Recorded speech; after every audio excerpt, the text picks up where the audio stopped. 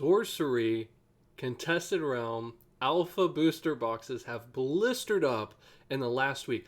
Get this, over the last 7 or 8 days, when boxes were trending at about $800 a box on eBay, they were trending right around $800 7-8 days ago. In the last week now, recently, we're looking at boxes quite literally going for that $1,000 mark. Now you're starting to see it just taper off just a little bit, more in that $900 zone, so $900 to $1,000.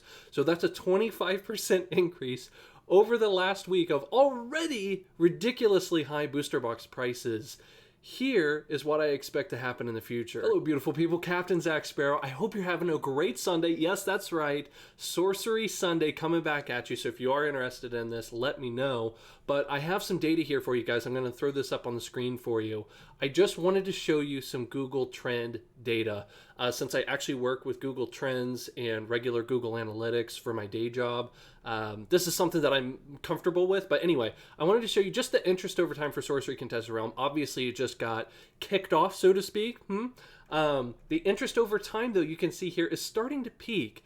And I'm going to try to capture this in a screenshot for you guys. But you can see Sorcery peaking as of now in that July 2nd to July 8th window. Now, I want to point something out that you might not have considered, or people just might be overlooking a little bit, which is interesting. Rudy's video came out on July 7th. Okay, so that was the #1 most popular video for Sorcery Contested Realm right now. Do you know what the #2 most popular Sorcery Contested Realm video is? It's another Rudy video. So when he says that he thinks that he might swing the market 20% here and there on occasion, Rudy is the market a lot of times. And I'm not saying that's a good or a bad thing. I'm just saying it just is. Let's be real quick. And this is something that I'm not seeing a lot of content creators cover for Sorcery in particular right now, which is totally fine. I understand. Hopefully, there are going to be a lot of people who play with these particular cards and who just love the artwork, and they're not necessarily looking to stonk or manipulate the market and time and flip things, and that's totally cool too. But that's a lot of what this channel revolves around, is the money, baby. So let's go ahead and unpack this a little bit. Let's talk about Pokemon and metazoo real quick, because we talk about that quite a bit on this channel. Whenever a new set comes out, almost always it rips up, and then you see a drastic pullback in prices. Usually weeks, somewhere months, usually somewhere in that vein. Hold on to that thought now. Let's go ahead and look at metazoo on the Google Trend interest over time here. I'm going to take another screenshot for you guys. You can see here as well. You saw it blister up, and now you've seen a pullback. There's been a retracement for metazoo as well. Now, it hasn't necessarily died, contrary to what a lot of other YouTubers and people in comment sections will let you believe, but it's pulled back. You saw it rip up, and then it pulled back. Okay, these are different TCGs, Zach. Okay, let's look at Flesh and Blood. Flesh and Blood.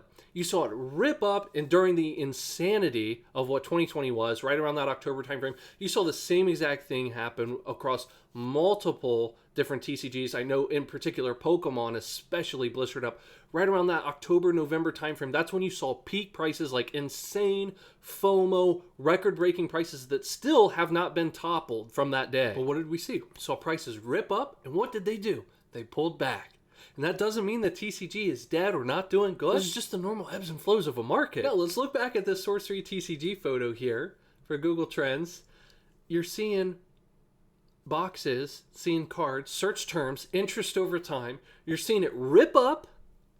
I just want to make sure that this is clear. With metazoo, you see prices rip up and they pulled back. With Flesh and Blood, you saw prices rip up and then pull back. With Sorcery TCG, we've seen prices rip up.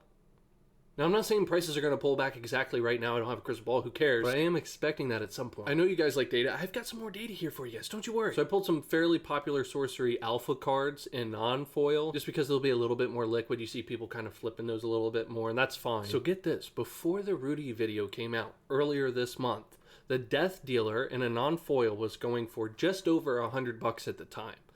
After the Rudy video, today you're looking at around $250, so some are even going for more than that. The Erik's Curiosa non-foil was going for around $125 pre-Rudy video.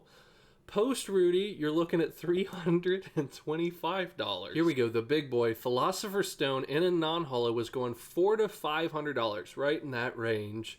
After the Rudy video, you're looking at $750 doll hairs for that card. Okay, so those are my examples for you. I just wanted to show you a few concrete examples of, hey, here are where prices were pre-Rudy, here are where prices are at post-Rudy video and videos. The two most popular sorcery videos out right now are Rudy videos. So yeah, pretty much everything across the board is up right now. Who knows where the ceiling is at currently? Now, I do know from what we've seen before, what we've seen with other cards, other TCGs, that $1,000 price point, it's a massive mental barrier.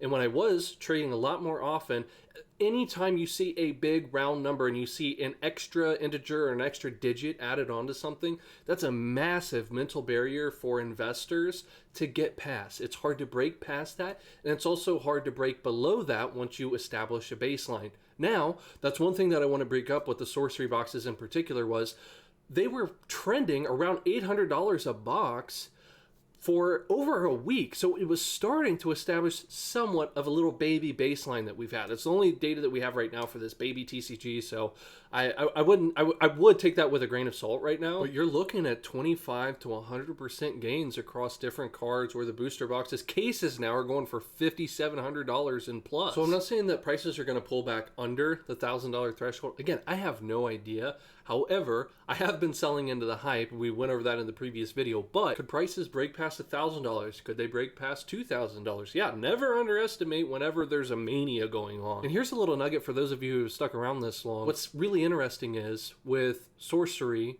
on the Kickstarter side, you're looking at booster boxes around that 29,000 booster box mark. For metazoo, it was only 2,500 compared to 29,000. And also compared to that 29,000, you're looking at Welcome to Rathe booster boxes were almost half that of what sorcery boxes are right now. I get it. They're different TCGs. We're in a different time right now. So, I mean, we were seeing multiple thousands on the metazoo side. We were seeing that on the flesh and blood side as well. So I wouldn't be shocked if we see that on the sorcery side. I'm just saying the print numbers are a little different. Here's something too, as far as collectability is concerned, there are people, myself included, who aren't as into Magic the Gathering. I just didn't grow up playing Magic the Gathering. My friends didn't grow up playing Magic the Gathering. My friends group was more into Pokemon and Yu-Gi-Oh! At the time. And I know a lot of you watching would have been introduced to Magic the Gathering, and that's awesome, and that's great, welcome. But here's something that we can't deny. Everyone who's here watching this video right now, everyone who's stonking, investing, speculating in the market, whatever you want to call it, we're all here right now, so we'll all have the same nostalgia for sorcery. Some more than others. I would think Magic the Gathering collectors in particular would have a little bit more sentiment toward these cards, especially since you have a lot of artist overlap. And prices right now, today, in this moment, they're pricing in the fact that they believe that these boxes will go up over time because we're seeing beta hit. And when I say beta hit, I mean pre-orders coming up and the set is going to release soon. I remember at the height of Pokemon in particular, there were multiple popular YouTubers who were talking about older generations, older sets of Pokemon specifically, talking about booster boxes and saying they could see a slight pullback in box prices, but nothing drastic. And box prices now aren't even 50% of where they were at their peak.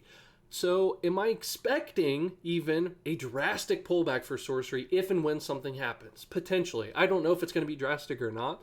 I am expecting some sort of pullback at some point in the near-ish future. I don't know, man. This time it's different.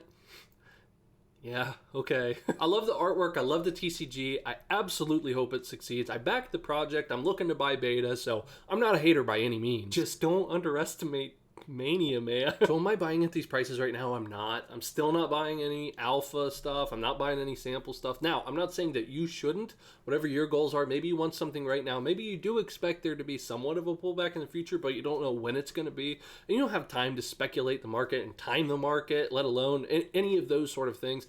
And I would hope the type of investor you are, especially if you're buying into some of these higher end items, you're not banking on this to triple overnight and to make money. Now, if it does happen, that's great, but you're not the kind of investor who would expect something like that. And again, if you have a little bit more money like that, I would hope that you know what you're doing. It's not always the case, so people make plenty of money and they don't know what to do with it. That is abundantly clear. What's also abundantly clear is you should subscribe if you want to watch more weekly sorcery content. That's right, I'm going to be making more. I know thousands of you didn't, but it doesn't matter. I enjoy making these kind of videos for you guys, and the last video did get good feedback, so I do want to continue doing this on a weekly basis. Sorcery Sundays hopefully will be a thing to stay. A thing to stay. Wow.